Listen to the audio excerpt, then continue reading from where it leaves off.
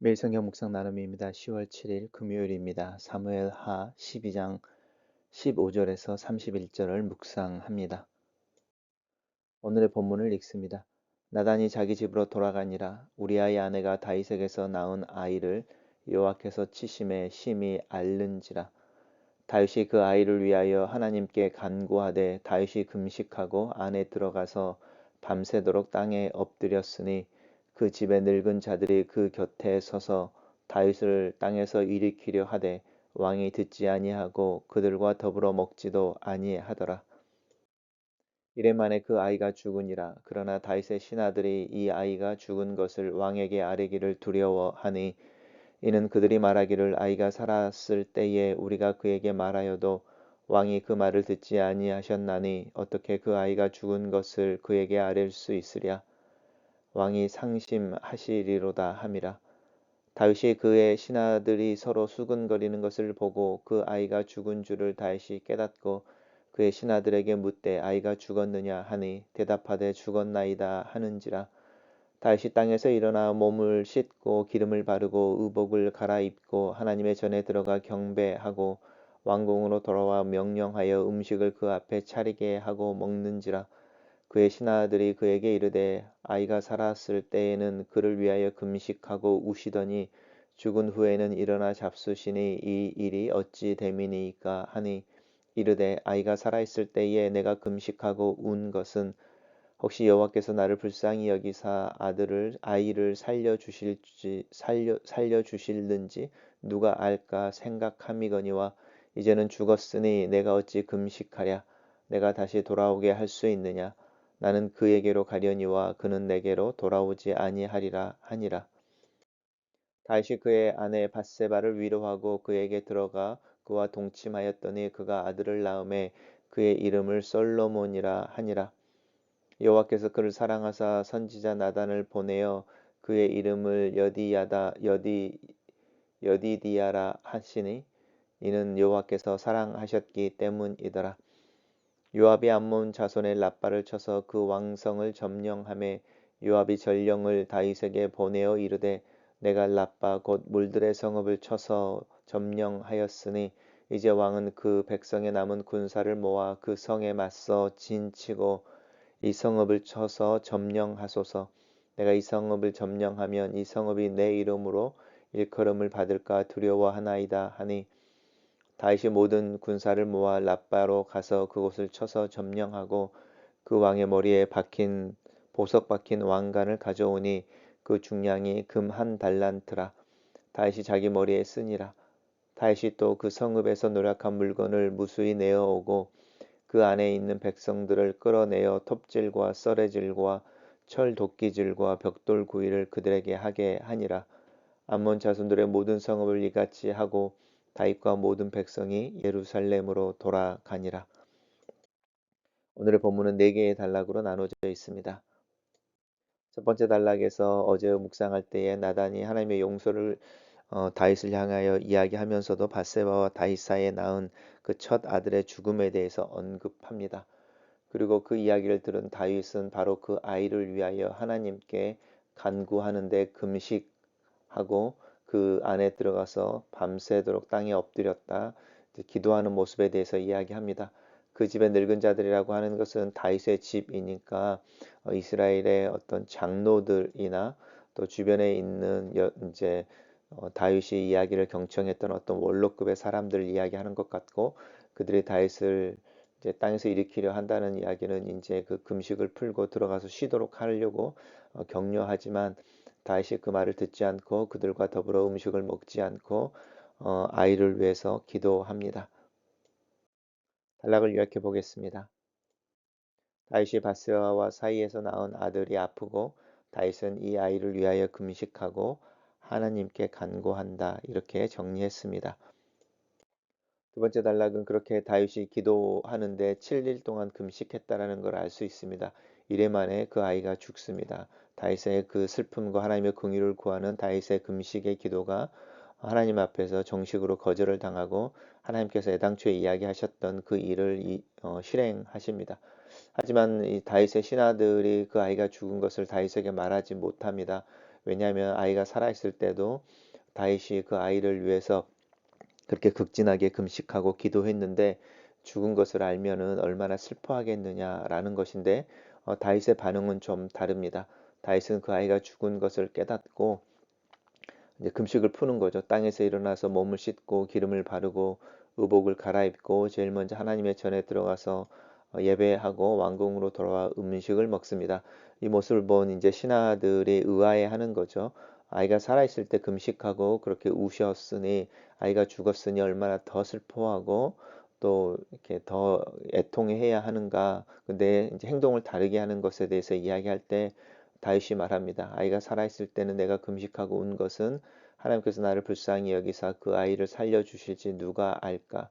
하나님의 긍휼을 위해서 자신이 금식하고 기도했지만 이제 하나님께서 내 기도와 상관없는 다른 방법으로 하나님의 뜻을 이루었을 때에 내가 그것을 억셉트할 수밖에 없지 않느냐 이 이야기하는 부분입니다. 우리 신앙생활을 하면서도 이 다윗의 심정을 경험할 때가 많이 있습니다. 우리의 기도와 다른 어떤 상황 그 결과 앞에서 하나님의 섭리를 인정하고 그것을 담담히 수용하게 되는 경험들을 하게 됩니다. 단락을 요약해 보겠습니다. 다윗의 기도와 달리 아이가 죽자 다윗은 금식을 풀고 음식을 갈아입고 하나님의 전에 들어가 경배하고 왕궁으로 돌아와 음식을 먹는다. 이렇게 요약했습니다.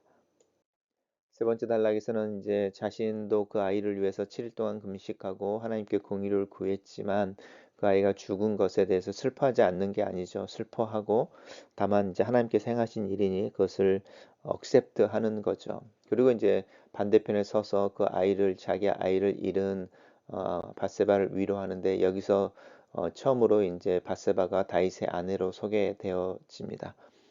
그리고 그에 들어가 그로 동침하여서 아들을 낳았는데 그 아들이 솔로몬이다 이렇게 적고 있습니다. 이 본문을 보면 이 솔로몬이 다윗과 바세바 사이에서 난 둘째 아이처럼 여겨지나 성경의 다른 부분들 예를 들어서 역대상 3장 아니면 사무엘 하에도 이제 사무엘하 5장에서도 다윗이 예루살렘에서 난 아이들의 이름이 자녀들의 이름이 네 명이 언급되어지는데 사실은 그 네 명의 아이들이 다 다윗과 밧세바 사이에서 난 것으로 역대상에서는 이야기하고 있습니다. 그러니까 솔로몬은 다윗과 밧세바 사이에서 난 네 번째 아들입니다. 그럼에도 불구하고 그 솔로몬이 첫 아이가 죽고 그 다음에 이제 첫 아이 이름이 없는 거고요. 첫 아이가 죽고 나서 사실은 다섯 번째 아니면 이름을 가지고 있는 아이들로서는 네 번째인 이 솔로몬이 바로 언급되어지는 이유는 아마 솔로몬이 낳았을 때에 하나님께서 그를 사랑하셔서 이제 여디디야 하나님의 사랑이라고 말하는 그 이름을 주면서 솔로몬을 통해서 하나님께서 공식적으로 다윗과 밧세바의 관계를 인정하셨기 때문에 아마 그 전에 죄악의 결과로 잉태하였던 아이의 죽음과 하나님이 인정하시는 부부 관계 속에서 태어난 아이인 솔로몬을 바로 연결시키고 있는 것 같습니다. 솔로몬의 뜻은 평화의 왕이라는 뜻이어서 예루살렘 평화의 도시와 어떤 연결되어지는 연결고리가 이름 속에 있습니다. 단락을 요약해 보겠습니다. 다윗은 밧세바를 위로하고 그와 동침하여 아들을 낳고 그 아들을 솔로몬이라 짓고 하나님은 나단을 통하여 그 아이에게 여디디야라는 이름을 주신다. 이렇게 요약했습니다. 마지막 단락은 이제 암몬 족속을 정벌하는 것에 대한 이야기입니다. 사실은 그 바세바의 남편인 우리야가 죽게 되어진 게 바로 이 암몬 족속과의 전쟁이었었고 또 그 사이에 이제 아이가 태어나고 뭐 이런 걸 보면은 지금 요압이 다윗에게 내려와서 이제 암몬 족속들의 성읍 이제 도성인 거죠. 서울을 취하십시오라고 말하는 그 시기까지 최소한 뭐 1년 정도의 시간이 진행되어지는데 그동안에 1년이 넘게 전쟁이 있었다. 이제 그렇게 말할 수도 있고 아니면 이 이야기가 의도적으로 바세바와 다윗의 이야기가 정리된 다음에 배치되어져 있다. 이렇게 이해할 수도 있습니다. 근데 이제 어쨌든 이 이야기가 이제 다윗과 밧세바, 다윗의 스캔들이 끝난 다음에 배치되어져 있는 이유는 다시 다윗을 하나님이 세운 이스라엘의 왕, 또 다른 민족들 위에 세운 하나님의 축복을 받은 왕으로 다윗을 다시 제시하려고 하는 것 같습니다. 요압이 이제 암몬 작속을 치고 성읍인 라빠인데 라빠를 점령하고 이제 왕성을 점령해서 이제 마지막 그 깃발을 꼽는 부분이 나와 있는데 자신이 할 수 없다고 말합니다. 왜냐하면 자신이 그 성읍을 점령하면 그 성읍이 내 이름으로 일컬음을 받는다라고 하는 부분인데 자신의 공이 너무 커지는 것에 대해서 자기 스스로 멈추는 듯한 인상을 줍니다. 그리고 다윗에게 와서 당신이 왕이니 암몬 족속의 성읍을 취하십시오. 이렇게 말하고 다윗이 내려가서 이제 라빠를 점령합니다. 재밌는 것은 그 왕의 머리에서라고 하는데 그 왕이라고 하면 이 암몬 족속의 우리 한운이라고 하는 새로운 왕이었었는데 그 왕의 머리일 수도 있고요. 근데 이제 재밌는 것은 보석이 박힌 왕관의 무게가 금 한 달란트였다라고 이야기하는데 달란트라고 하는 것이 사실은 금액의 문제가 아니고 무게를 이야기하는데 금의 한 35kg 정도 되는 금이라는 뜻입니다. 그럼 35kg가 되는 무게의 왕관을 그 왕이 머리에 쓰고 있었다. 그건 아닐 가해서 일반적으로 신학자들은 그 왕의 머리라고 하는 이 그 왕이 사실은 한운이라고 하는 사람이라기보다는 암몬 족속이 섬겼던 어떤 신상이 아닐까 이제 이렇게 예상을 하기도 합니다. 어쨌든 뭐 그 암몬 족속의 신상에서 그 왕관을 벗겨오던 아니면 그 암몬의 왕이었던 한운이 쓰고 있던 머리에서 그 왕관을 벗겨오든 간에 이제 암몬 족속이 다윗에게 온전히 점령되고 복속되었음을 이야기하고 있습니다. 그리고 이제 노력한 물건을 누수히 내온다라고 하는 부분들인데 이제 이런 부분들은 암몬 족속의 어떤 부유함에 대해서 이야기하죠. 2만 5천 명에 달하는 아람 사람들의 용병을 고용할 정도로 사실 암몬은 부유했던 것 같기도 합니다. 다윗이 그 백성들을 끌어내어서 톱질과 썰어질과 철도끼질과 또 벽돌구이를 하게 했다라고 하는 것은 노예로 삼았다라는 뜻입니다. 그리고 암몬 족속의 모든 성읍에서 일같이 했다라고 하는 거니까 모든 암몬 족속들을 노예로 삼아서 노역을 하게 했다. 그리고 이제 다윗은 예루살렘으로 돌아갔다. 이렇게 오늘의 이야기가 마무리됩니다. 단락을 요약해 보겠습니다. 요압은 암몬의 라빠를 친 후 다윗에게 직접 라빠를 취할 것을 요청하고 다윗은 라빠를 점령하고 노략물을 가지고 예루살렘으로 돌아간다. 이렇게 정리했습니다. 첫 번째 묵상 나눔입니다. 다윗은 자신과 밧세바와의 사이에서 태어난 아들의 죽음에 대한 나단의 말을 듣고 하나님께서 그의 계획을 돌이키시기를 위해 금식하고 기도한다. 자신의 잘못에 대한 인정과 자녀에 대한 부모로서의 마음에 대해 공감하게 되는 부분이다. 자신의 죄의 결과이지만 자기 때문에 이 세상에 존재하게 된 생명에 대한 책임감을 느끼는 다윗의 모습을 본다. 이 책임감이 꼭 의무감인 것은 아니다. 사랑은 책임감의 또 다른 표현이기도 하다. 두 번째 나눔입니다. 하나님께서는 자신이 다윗의 죄의 결과에 대해 다윗의 책임의 영역에서 물러서지 않으신다. 하나님의 마음을 내 마음으로 이해할 수 없는 영역이기도 하다. 내 마음, 내 기도 제목과는 다르게 일하시는 하나님을 경험할 때가 있다. 이해되어지지 않지만 여전히 사랑이신 하나님을 신뢰해야 하는 도전 앞에 종종 서게 된다. 다윗은 아이가 죽은 후 금식을 풀고 옷을 갈아입고 하나님을 예배하고 음식을 먹는다. 아이의 죽음 이후 오히려 슬퍼하고 그 슬픔을 표현해야 하는데 다윗은 반대로 행하고 있다. 다윗의 믿음을 다시 한번 생각하게 된다. 자신의 기도가 거절되고 상황이 좋아지지 않을 때 명확하게 하나님의 거절 앞에 서서 다윗은 담대하게 하나님의 거절을 자신을 위한 최선으로 수용하고 있는 것 같다. 나는 같은 상황에서 하나님을 향하여 실망과 때로는 화를 내고 있지 않는지, 어떤 반응이 믿음에서 나오는 것인지 명확하게 알 수 없지만 분명한 것은 다윗은 하나님의 뜻에 대해 나와는 조금 다른 반응을 하고 있는 것 같다. 세 번째 나눔입니다. 다윗은 자신의 죄에 대한 고백과 어쩌면 자신의 욕망과 죄의 피해자로 등장해 있는 밧세바를 향하여 남편으로서의 자기의 책임을 다하고 있다. 밧세바의 슬픔을 위로한다. 이제서야 밧세바는 자신의 이름과 다윗의 아내로 불리게 된다. 다윗의 행위 속에서 밧세바의 정체성과 이야기 속에서의 위치가 변해 있다. 나 때문에 누군가가 자신의 위치를 찾고 정체성을 확고하게 드러낼 수 있으면 좋겠다.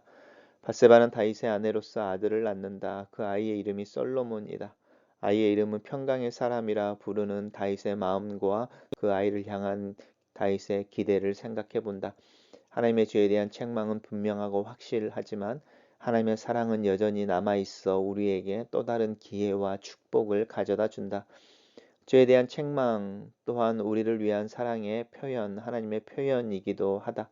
하나님은 아이의 이름을 여디디아라고 지어주시며 다윗과 바세바와 하나님 사이의 은혜와 은총의 용서의 관계가 형성되어 있음을 확인해 주신다. 네 번째 나눔입니다.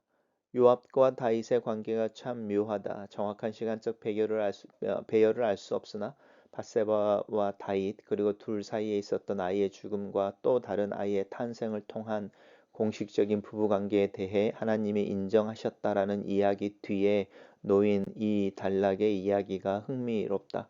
요압은 바세바와의 스캔들로 땅에 떨어져 있는 다윗의 명성과 권위를 세워주려는 것처럼 보인다.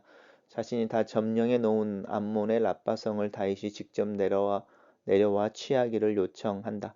랍바는 예루살렘과 약 70km, 다윗은 요압의 청을 따라 랍바로 내려가 랍바성을 취하고 암몬 족속의 금은 보호와 전리품을 수거하여 돌아온다. 그리고 자신의 조문객들을 모욕했던 그들을 향해 잔인한 복수를 한다. 자신이 경험한 용서와 자신이 용서해야 되는 대상을 향한 다윗의 행동 사이에 괴리감을 본다. 글로 쓰는 기도입니다. 하나님 앞에서 책임과 사랑에 근거한 판단과 행동을 할 수 있는 믿음을 위해 기도합니다. 하나님의 음성에 민감할 뿐만 아니라 내 믿음을 작은 행동으로 살아낼 수 있기를 기도합니다. 내 몸과 마음에 하나님의 은혜를 구하고 열정과 열심, 회복된 관계를 위해 예수님 이름으로 기도합니다. 아멘.